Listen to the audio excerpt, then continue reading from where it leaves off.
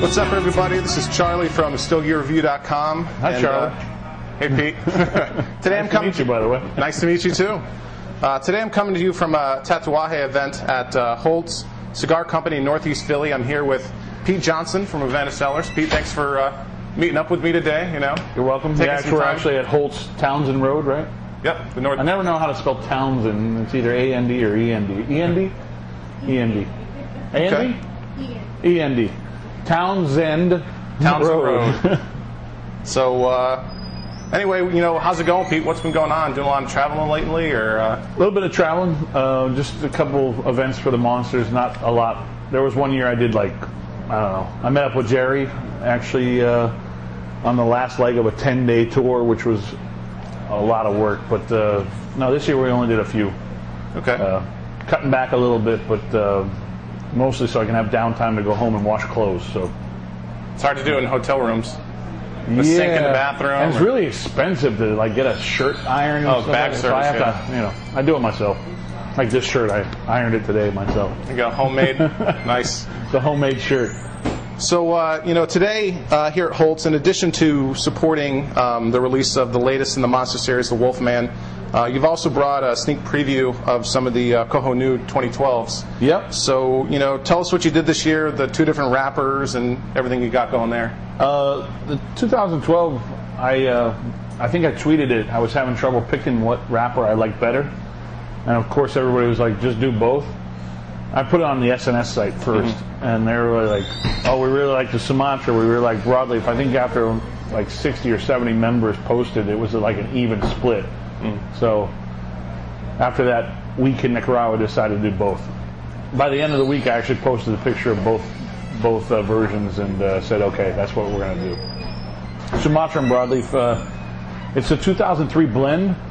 But you add the Sumatra and the Broadleaf and you box press it, it changes the cigar considerably. And even between the two box press versions, the Sumatra and the Broadleaf, they're so different. So we'll see which one sells better. I mean, and if people want, they can, smoke the 2003 and see how the three different wrappers. Oh, absolutely. Compare. Yeah, that's what's fun. And then in the pack that we're doing today with box purchases, they actually have an 03 in the blend that's also box pressed to really give you that same feel of the cigar, but still an 03 blend with the same wrapper, but box pressed. So we'll change it a little bit too. Well, it's a good way to compare the individual wrappers, because everything else being the same, the shape and the blend, you can really see what the difference is in each wrapper. Well, yeah, these are three wrappers I love. I mean, Sumatra I've been falling in love with recently, especially the newer versions of Sumatra have been beautiful. Broadleaf, everybody knows I like Broadleaf. But with the regular Tatuaje line, the original Tatuaje line, I'm going to expand a couple sizes with Sumatra and Broadleaf next year, kind of like what I did with the 7th, and the 7th Reserve, and the 7th Kappa, which I know Jerry loves. Hi, Jerry. No, I'm kidding. So these are coming out, so people who weren't lucky enough to get down here today to get the sneak preview, when are these coming out? Probably March of next year. It depends. It might be pushed back. Right now it's a pretty harsh rainy season in Nicaragua, and I know they've had to stop production a couple days because the moisture level in the gallery is too much. So when we start rolling these cigars full time, we got to make sure it's done in the proper time of the year, and also I need proper time for the tobacco to dry, because these are the first Coho News that are actually going to be made in Nicaragua. Oh, really? Yeah, so even though we make Coho New 03s in Nicaragua for European distribution, this will be the first U.S. distributed brown label Coho New series made in Nicaragua, other than the 7ths and the 7th Reserves. Those are baseline brown label. So we've also, I don't know if we have any with us, but you posted a video, or maybe the Holt's guys did earlier today, with the HCS. Yeah, HCS is a brand I made for Holt's last year, and I love the blend. It's based on the Veracruz blend, which not a lot of people know about, but we use a lower priming wrapper to give it that nice rosado color. Okay. And it's one of those cigars that just has good balance to it, and of course it's not nationwide known because Holt's is the only place that carries it. Originally, after I blended it, I was kind of reluctant to give it to them as an exclusive, even though it was an idea Satya Levin and myself came up with in the factory to do this project. I was still reluctant to give them that cigar because I like the blend so much. I thought it should be kind of like mass produced for everybody. Well, I think people, even if they can't get to the retail locations, Holtz does sell them online, so they will ship. And what a lot of people probably don't know, I think we made a total of 500 boxes of each size, so a total of 1,500 boxes that were made. That was the first production. I'm sure we're going to continue production, but we'll see.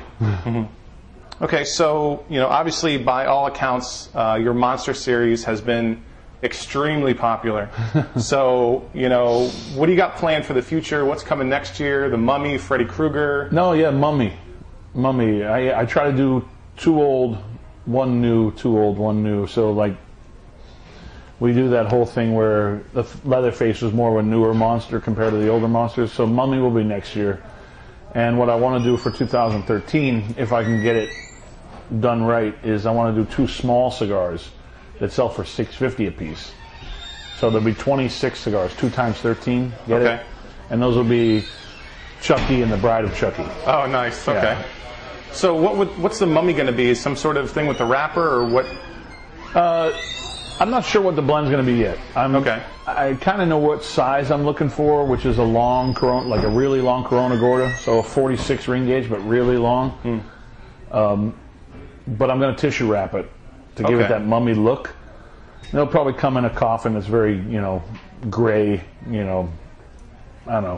I'm not sure yet. Well, I'm still playing with it. Well, I'm sure it'll be popular. The blend, though, is something I haven't quite figured out yet. Okay.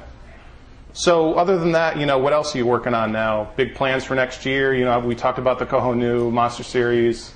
Coho New, of course. I'm doing a black label, Old Man in the Sea. Okay. So there'll be a black label Lancero with the Old Man in the Sea. I'm actually saving a black label for my 10-year anniversary, which is 2013, which will be the original black label with a slightly different band. So people will know it's a black label build, like an anniversary black label band. Anniversario? No, I won't use that word.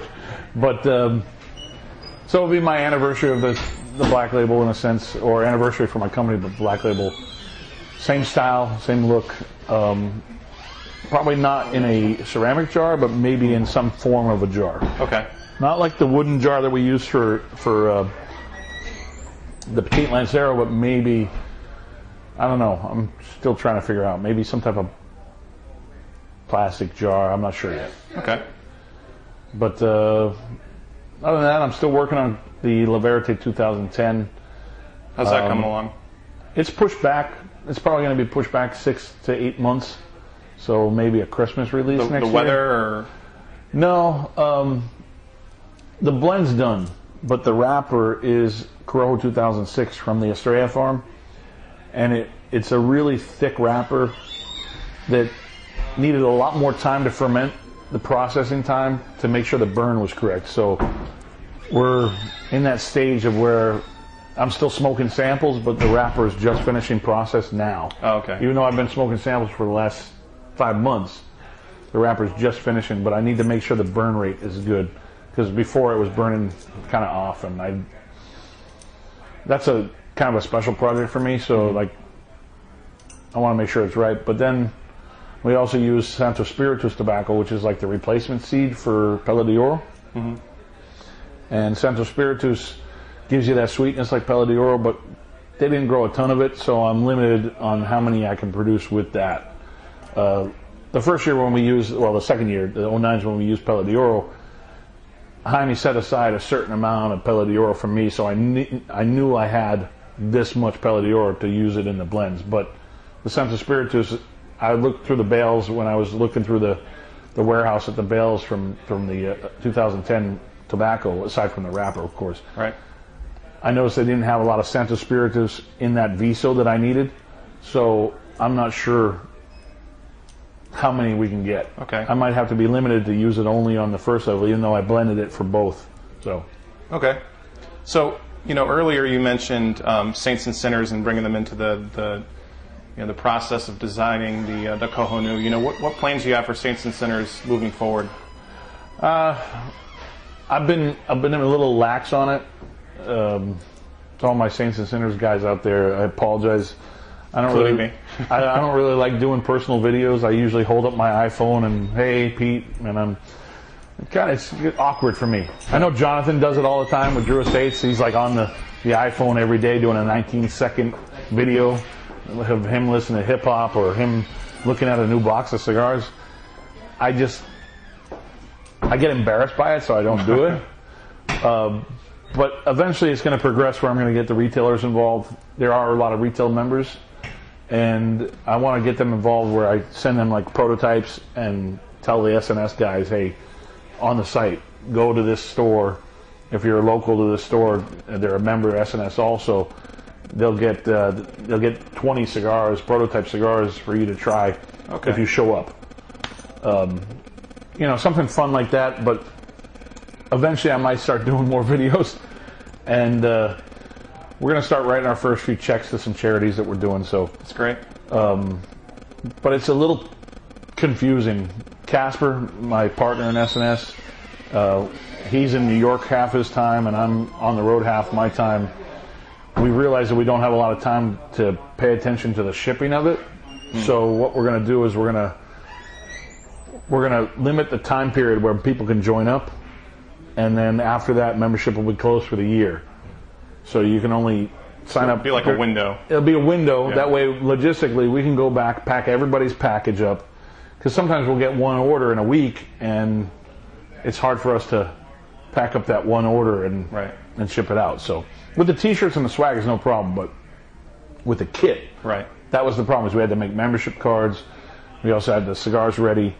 What I might do with the SNS when we close down membership for this year, I might have a few extra boxes left over. Mm-hmm. I'm going to sell those to the guys on the site. Okay. So they can buy extra membership kits. Right, those really hard to find cigars that they get one of and love it. Yeah. Here's a chance for them. No, and honestly, like some of those cigars were like rewrapped 08 La Verités with broadleaf. I only had like 500 Robustos that I rewrapped with broadleaf, and 100 of them went to Thor. Actually, 70 of them went to Thor from Cigar Press for his wedding. Okay. That was his wedding cigar. Nice. I sent a bundle of 20 to Jonathan from Drew Estates because he wanted some. So, and I have an extra box of 50 at my office. So we had enough to put in like 400 packs. It was a little over 500. We had enough to put in 400 packs, and that's it. Cool. So, also in the past, you've talked about possibly producing your own lines of wine and maybe rum. Everyone who knows you knows you're a huge fan of wine. So when are we going to see something, some adult beverages coming out of Havana Cellars? Wow, man, I don't think I'm ready for it. Although Jaime and I were in Bordeaux recently, and he fell in love with the region. And I asked him, I said, would you ever want to do this? And him being an agronomist, he's like all over it. I'm scared of it. I want to do it, but I'm scared to do it. He knows more about planting stuff than I do, so it'd be cool to partner up with Jaime to do something fun like that. There might be an experiment one day, though, where we do something in Nicaragua. You never know. Nicaraguan wine. Well, no, I mean, I don't know if it would be Nicaraguan wine for mass production. It might be Nicaraguan wine that we make for people that visit the farm. Oh, okay. But there's certain parts of Nicaragua that might be kind of interesting to grow grapes on. Some of their farms are like near mountains and stuff, so it might be kind of interesting to experiment.